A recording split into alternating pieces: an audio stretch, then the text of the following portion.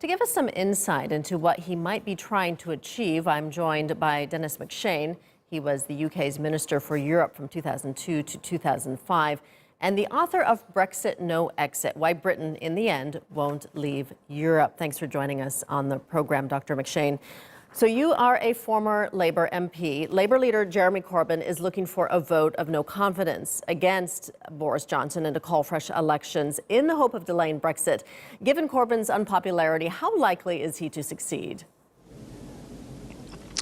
We don't really know. It doesn't matter that much what Jeremy Corbyn says and how popular or unpopular he is. Don't forget, 2 years ago, everybody thought Mrs. May, Theresa May, you remember her? She used to be the Prime Minister of England, would easily crush him, Mr. Corbyn, in a general election. And in fact, he emerged the winner and she lost 30 or 40 seats and lost her majority. So I wouldn't underwrite Mr. Corbyn. But in the end, to answer your question directly, it depends on how many Conservative MPs are really worried about what Boris Johnson, Mr. Johnson, is doing to parliamentary democracy. There are huge demonstrations in front of Parliament today. All the traffic's blocked in front of the House of Commons, never seen before on a working weekday. Not quite Hong Kong, but there's more than a million people signed a petition yesterday in a few hours calling for Parliament to debate this.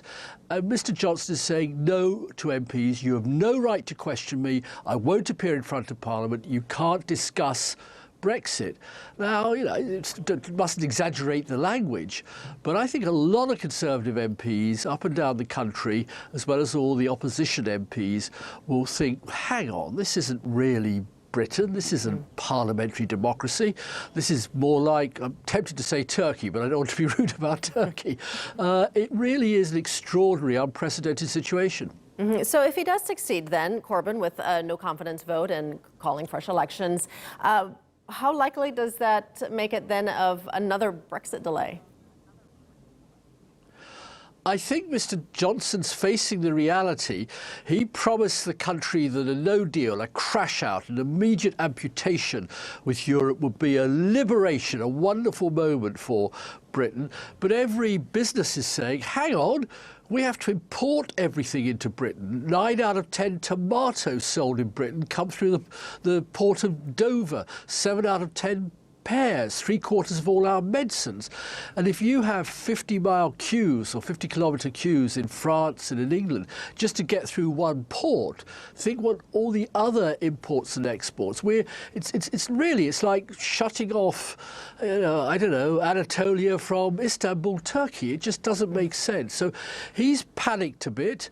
This is a panic move, a move of a pretty uncertain man who always loves to be bold. I mean, I give him that. It's a bold move, but I think when Parliament should be debating this next month and it isn't, I think the country will be very, very concerned. Business and banks will be concerned. The pound is sinking. The car production in Britain, it's announced this morning, dropped 10%, the 14th consecutive month of a drop in car production because people are so uncertain and so nervous about Brexit. This suspension of Parliament, how certain do you think that makes it that the UK will end up crashing out of the EU? Or do you still believe the title of your book, that in the end, Britain won't leave Europe?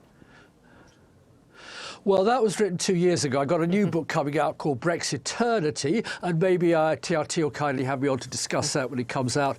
Actually, at the same time, Mr. Johnson is meeting European leaders in October. The argument of that book is that Brexit, whatever happens, a no deal, a crash out, years of difficult negotiations. I mean, think of Turkey. Turkey first applied to join the European Union in 1963 and was accepted as an applicant member. And here we are, how many years later? 70 years later, and the negotiations haven't even really started.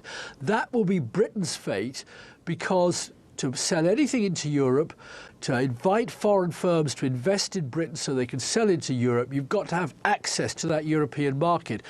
And the other 27 European countries say you can have that access, but you have to live by the same rules that we do. And Mr. Johnson is saying, no. Britain can have its cake and eat it. It doesn't have to obey any of these horrible European Union rules. And the rest of Europe says, well, fine. You want to play cricket? You want to play rugby? You want to play football? You abide by the rules of the game. You want to play your own game? No problem, but you're not playing with us. All right. Thank you for your insight today, Dr. Denis MacShane.